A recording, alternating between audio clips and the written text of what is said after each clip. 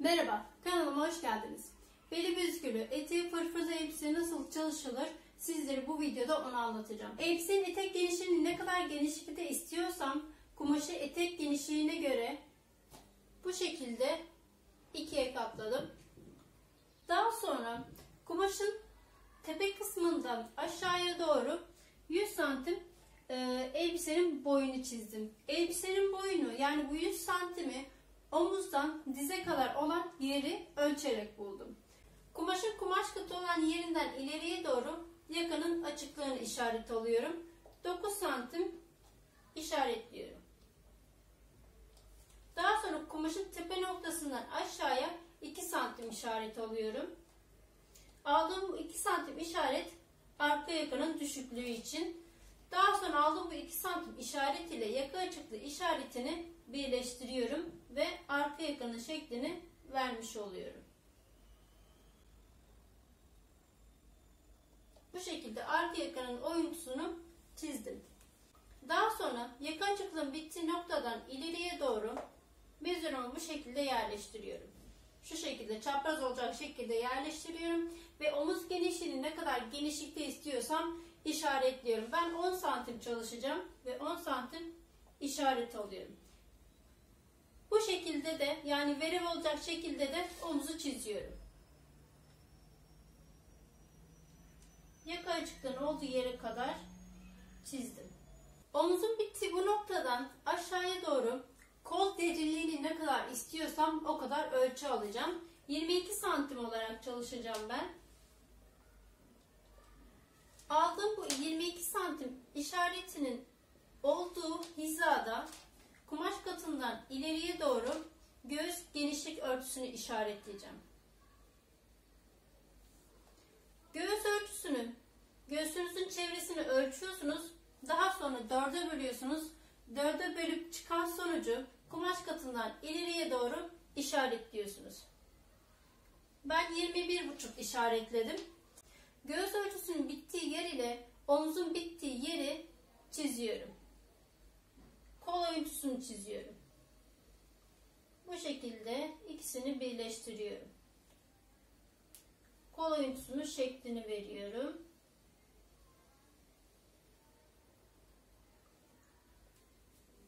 Bu şekilde kol ölçüsünü çizdikten sonra göğsün bittiği noktadan aşağıya bir miktar düz iniyorum.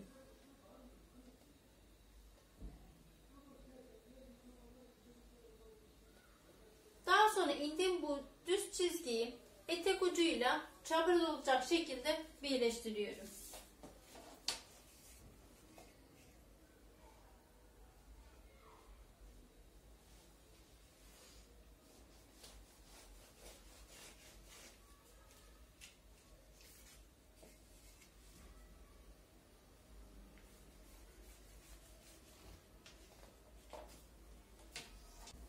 Bu şekilde yan çizgiyi de çizdikten sonra çevreye birer santim dikiş payı vererek kumaşı kesiyorum.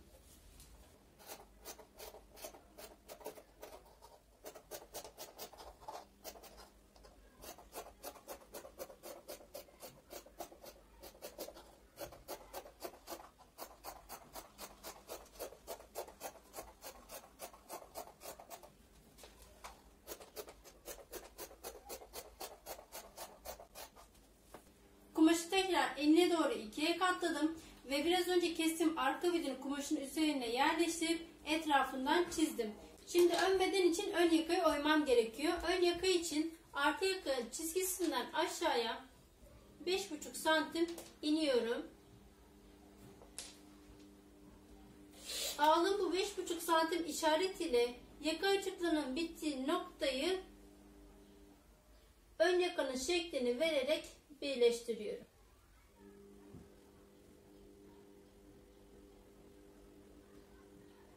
Sadece ön yakaya 1 santim dikiş payı vereceğim ve kalan yerleri çizdiğim yerlerden keseceğim. Çünkü arka bedende dikiş payı vermiştim. Tekrardan ön bedende dikiş payı vermeme gerek yok.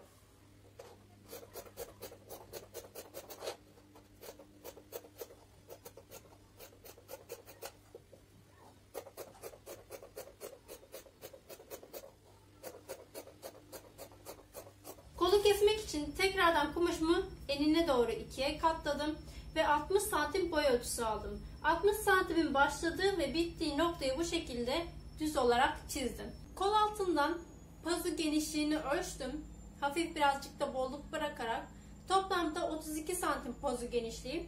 Kumaşım 2 kat olduğu için pazu genişliğini 2'ye bölüyorum ve kumaş katından ileriye doğru 16 santim işaretliyorum.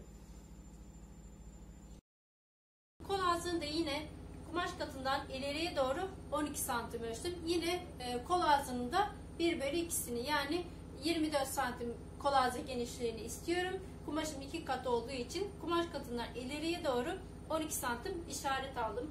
Ve aldığım bu 12 santim işaret ile 16 santim işareti birleştiriyorum.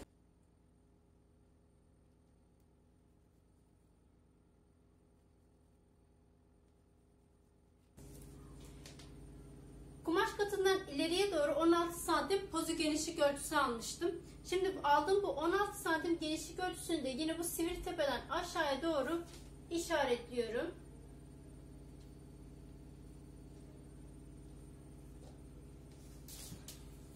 Aldığım bu işaret ile kolun bittiği noktayı S şeklinde çizerek birleştiriyorum.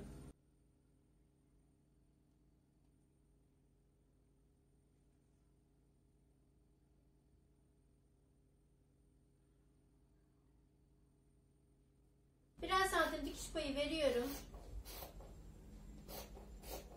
Kol tepesinden başlayarak birer santim dikiş payı veriyorum.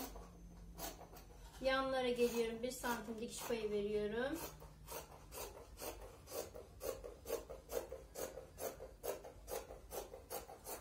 Kol ağzına 2-2,5 santim genişliğinde dikiş payı verirseniz daha iyi olur. Çünkü kol ağzı biraz geniş katlanıyor.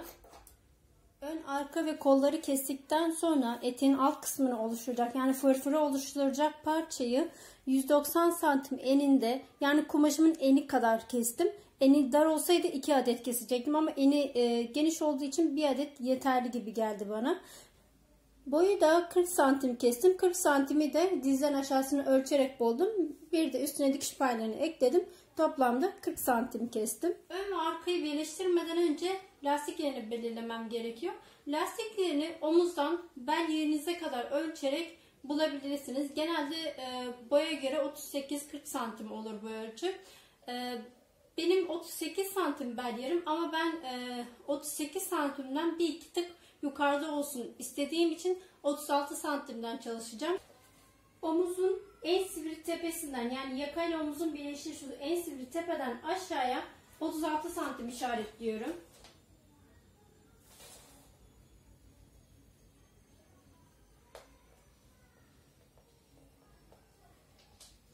Daha sonra karşı omuzdan da bu en sivri tepeden aşağıya 36 santim işaret alıyorum. Ve aldığım bu işaretleri düz bir şekilde çiziyorum.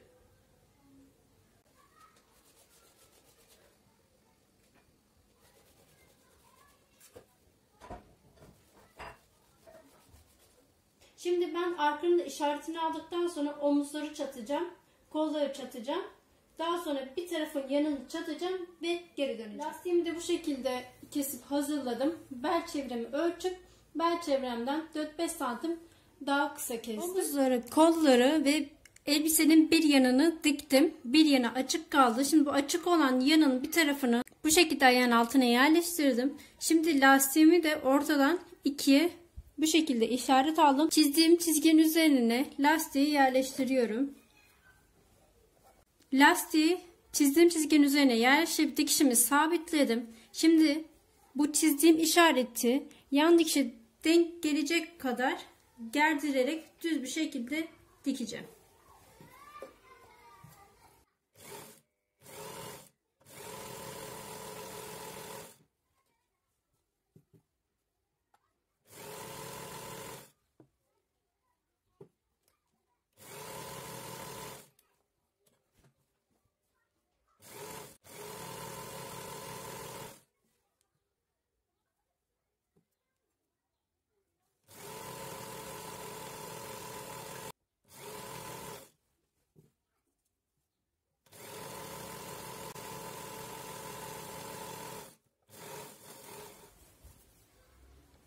Lastiği bu şekilde diktim. Dıştan görüntüsü de bu şekilde. Şimdi açık kalan diğer yanı dikeceğim. Yanları dikerken iki lastiğin üst üste gelmesine dikkat edin. Bu şekilde.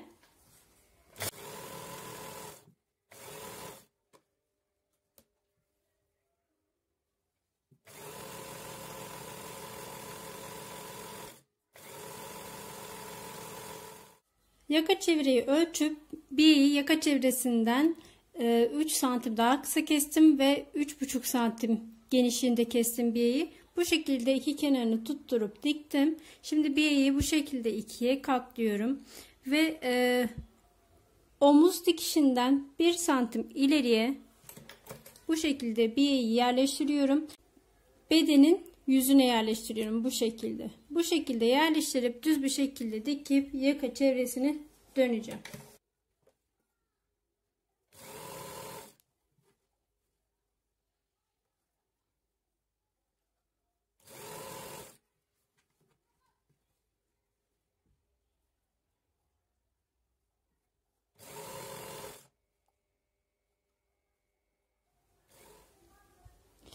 Yakayı bu şekilde diktikten sonra yakayı kumaşın tersine doğru bu şekilde yatıracağım ve şu dipten düz dikerek tekrar yakanın çevresini döneceğim.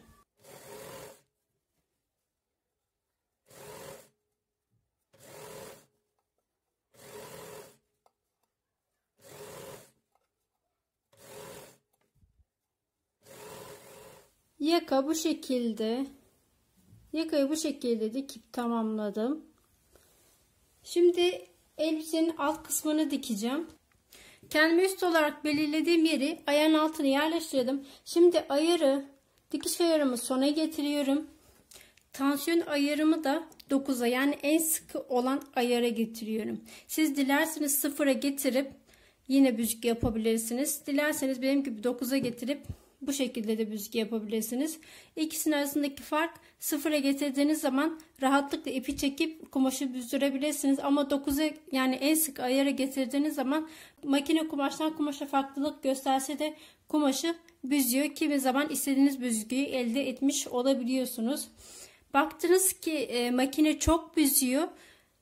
9'u 8, 7 yapabilirsiniz. Bu şekilde de makine büzüyor.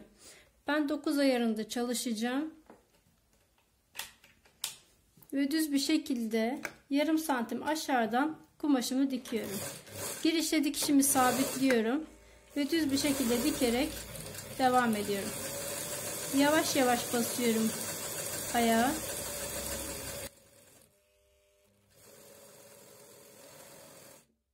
Çok fazla büzdürüyor makine. Ben bu ayarı biraz düşürüyorum. 7'ye düşürdüm. Şu an bu büzgü ayarım benim için gayet iyi. Bu ayarda devam ediyorum. Size bu şekilde makinenin kumaşı ne kadar büzdürdüğünü önce test ederek daha sonra parçanızı bu şekilde büzdürebilirsiniz.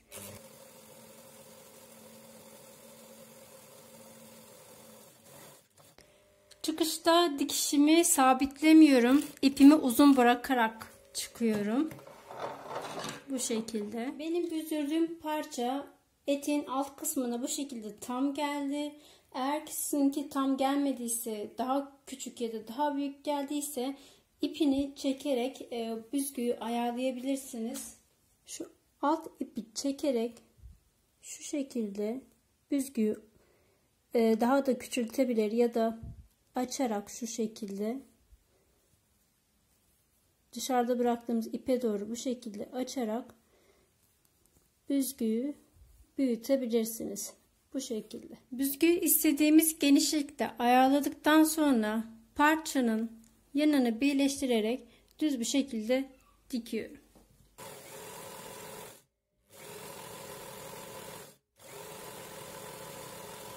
Parçanın yan kısmını diktikten sonra bedene montelemeden önce etek ucunu dikeceğim. Önce şu şekilde yarım santim katlıyorum. Daha sonra ne kadar genişlikte pay bıraktıysam Bir daha katlıyorum bu şekilde ve şu dipten düz dikerek eteğin çevresini dönüyorum.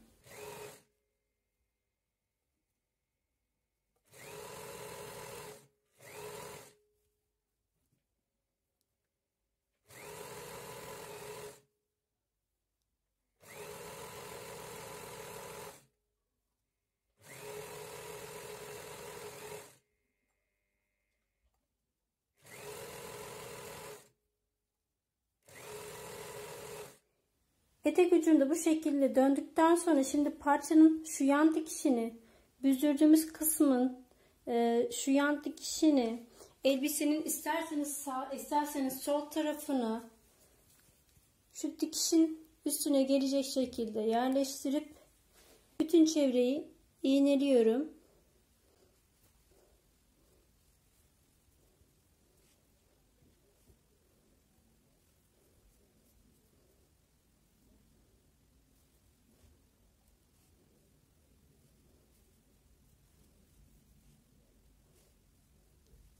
Parçayı bu şekilde elbisenin alt kısmına monteledikten sonra bütün çevreyi düz dikerek dönüyorum.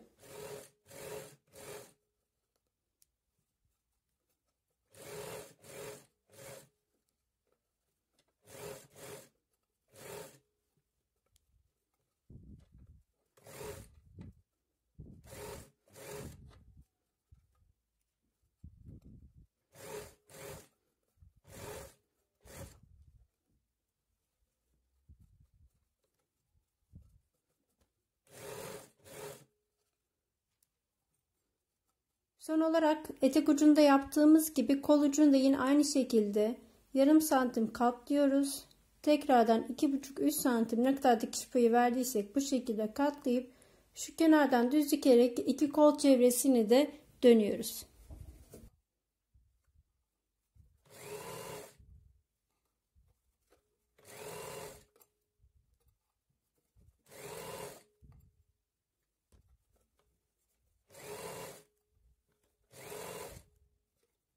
Videonun sonuna geldik. Umarım videomu faydalı bulmuşsunuzdur. Videoyu beğendiyseniz beğen tuşuna basmayı, düşüncelerinizi, fikirlerinizi benimle paylaşmayı ve de bu tarz videoların devamı için kanalıma abone olmayı lütfen unutmayın.